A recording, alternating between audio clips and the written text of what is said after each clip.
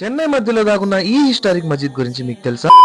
Hello guys, అస్సలాము అలైకుం. Welcome to my new vlog. చిన్నప్పటి నుండి చెన్నైకి వచ్చి మగ్రిబ్ నమాజ్ చదవడానికి మసీద్ కోసం వెతుకుతూ ఉంటే నాకైతే ఈ మసీద్ అయితే కనిపించింది. మావా మస్జిద్ బయట నుంచి చూస్తుంటేనే చాలా గ్రాండ్ గా మరియు బ్యూటిఫుల్ గా అయితే కనిపిస్తుంది. ఇంకా లేట్ చేయకుండా లోపలికైతే వచ్చేసాను. లోపలికి రాగానే ఇక్కడ ఒక పెద్ద హౌస్ అయితే కనిపించింది. హౌస్ అంటే మరేదో కాదు గాయ్స్, ఇక్కడ కనిపిస్తున్న వాటర్ పాండ్. పూర్వకాలంలో ప్రొఫెట్ మొహమ్మద్ సల్లల్లాహు అలైహి వసల్లం కూడా ఇలాంటి పాండ్ లో వజూ చేసేవారు. నేను కూడా ఆ పాండ్ లో వజూ చేసుకొని నమాజ్ కైతే వచ్చేసాను.